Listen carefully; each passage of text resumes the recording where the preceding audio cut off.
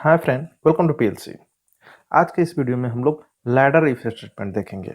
इससे पिछले वाले वीडियो में हम लोग इफ, एल्स इफ और नेस्टेड इफ देख चुके हैं ऑलरेडी। आज के इस वीडियो में हम लोग लैडर इफ के बारे में देखेंगे, आखिर लैडर इफ क्या होता है। तो चलिए देखते हैं फटाफट। इसका पहले ये डिफिनेशन पढ़ जाते हैं, फिर हम लोग सिंटेक्स समझेंगे। डिफिनेशन क्या कहता है? व्हेन यू यूज इफ और if else statement inside else block of another if else statement, then this type of structure is called ladder if statement। देखिए यहाँ पे जो ये रेड से हम जो रेड कर दिए हैं, इस रेड कलर से जो कर दिए हैं, यही यहाँ पे की पॉइंट है। इसको समझिएगा तो बाकी सब चीज समझ में आ जाएगा। इसका कहने का मेन मतलब क्या है कि आप इफ एल्स यूज किए, ठीक है। तो इफ एल्स के एल्स पार्ट में मतलब एल्स ब्लॉक में एक दूसरा इफ एल्स स्टेटमेंट अगर मिल जाता है तो इस तरह का स्ट्रक्चर जो बनता है ना, वही लैडर इफ स्टेटमेंट कहलाता है।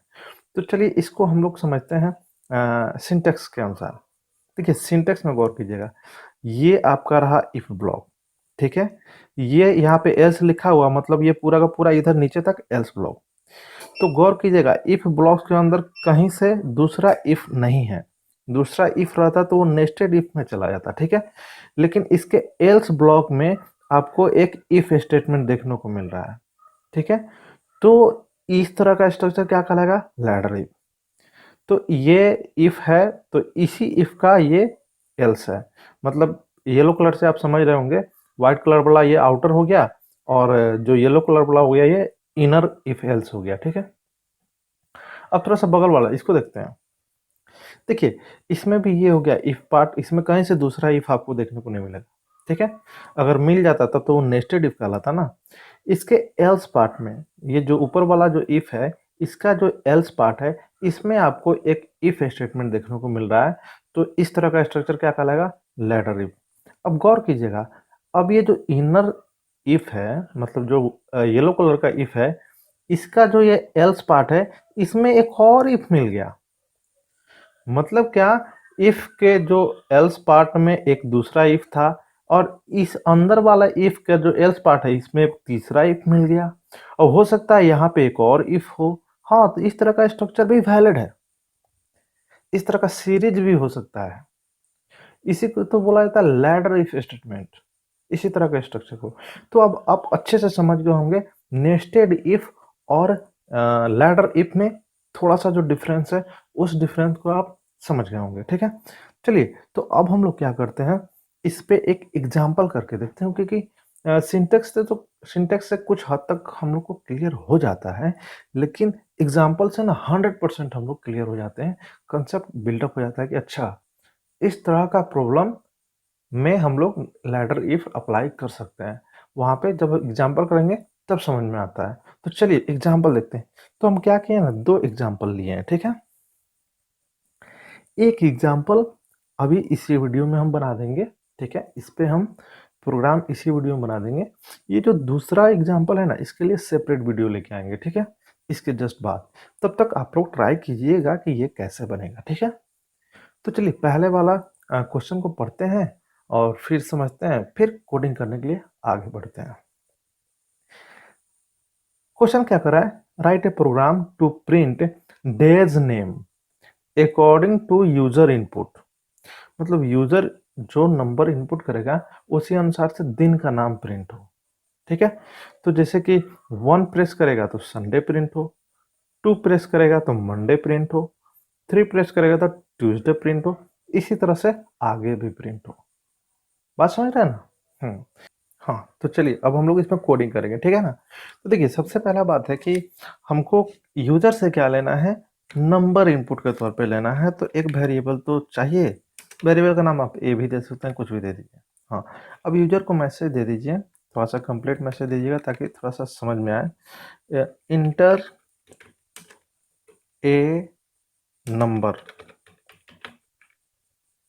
टू प्रिंट डेज, ठीक है। वो नंबर प्रिंट को यहाँ पे बोल दीजिए, जैसे कि दिखा दीजिए एग्जाम्पल के तौर पे। एग्जाम्पल के तौर पे आप दिखा भी सकते हैं 1 4 संडे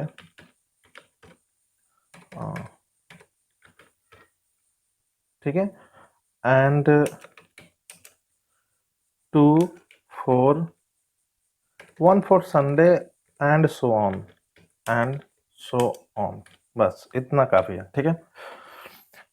और उसके बाद वो समझ जाएगा कि हाँ 2 मंडे के लिए, 3 उसके आगे जो भी दिन है उसके लिए।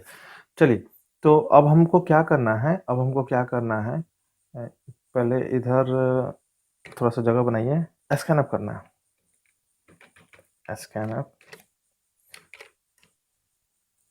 इंटीजर नंबर ही है ये सब, 1 2 3। तो आपको पता है क्या लगाना है, चलिए। हाँ, अब आप आ गया इनपुट। हो सकता है यूजर जो भी 1 2 3 4 कुछ भी दे, तो उससे आपके पास इनपुट आ गया। अब इस जो वेरिएबल ए में जो भी इनपुट आया, इसको लेके आप क्या कीजिएगा, तो आप क्या कीजिएगा, चेक कीजिएगा ना। तो चेक कर रहे हैं आप, क्या चेक कर रहे हैं, इफ ए इक्वल टू 1, क्या जो ए में आया है क्या ये एक है।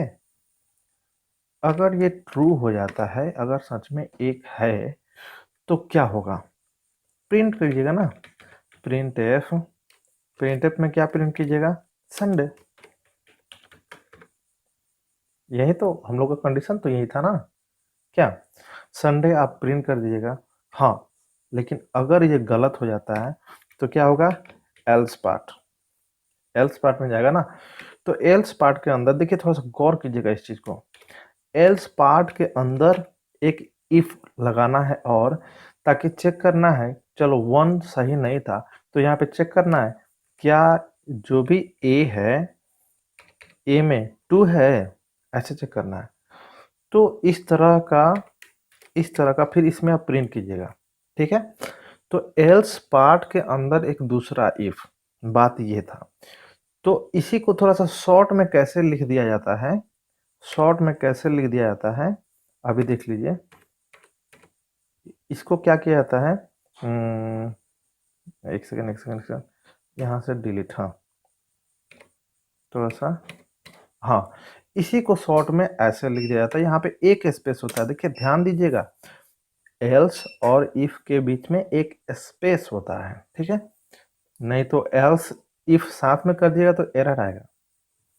चलिए, अब इसके अंदर क्या करना है, प्रिंट करना है, प्रिंट एफ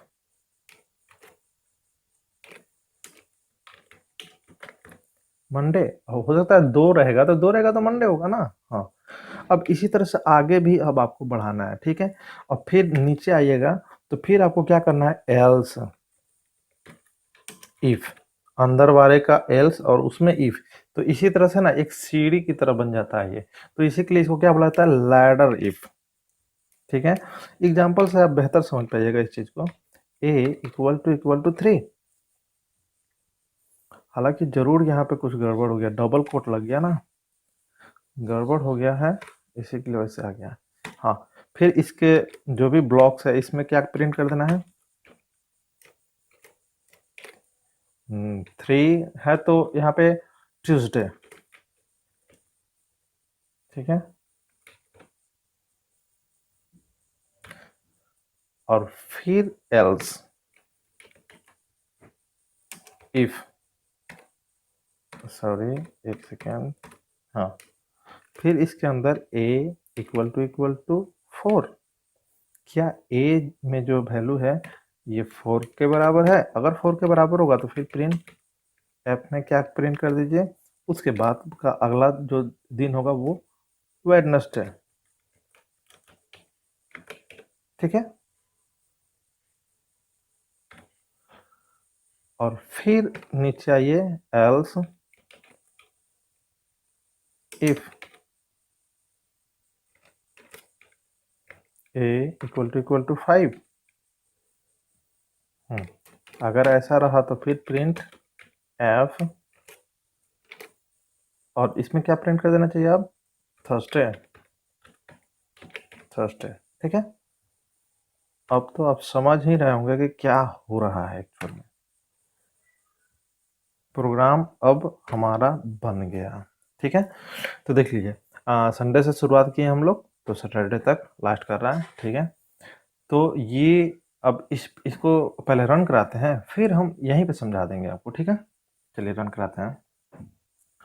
हमने रन कराया, देखिए हमसे मांग रहा है इंटर ए नंबर टू प्रिंट डेज। तो हम क्या करते हैं, 4 इंटर करते हैं।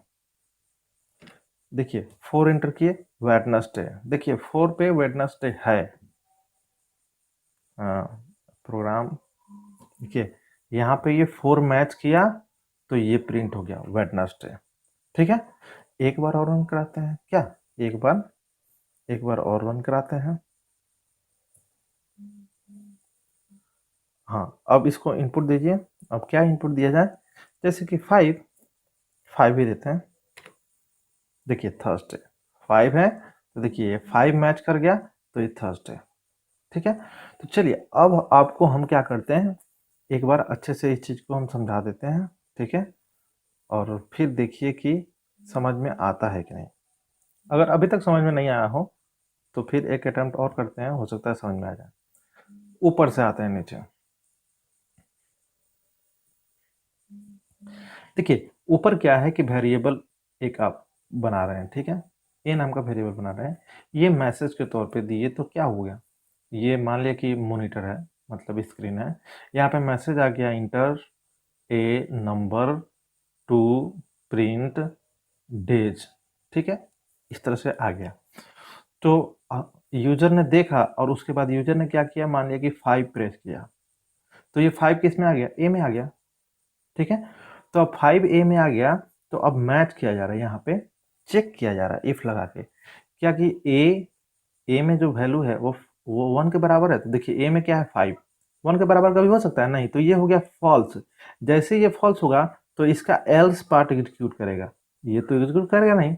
तो एल्स पार्ट में जैसे हम आ रहे हैं तो फिर यहाँ पे चेक किया जा रहा है, ए में जो नंबर है जो 5 है या 2 के बराबर है, तो हाँ 2 के बराबर तो यहाँ पे भी नहीं है, तो ये भी हो गया फॉल्स। तो इसका मतलब ये एग्जीक्यूट नहीं करेगा, तो यहाँ से फिर जंप करके कहाँ आएगा, एल्स में।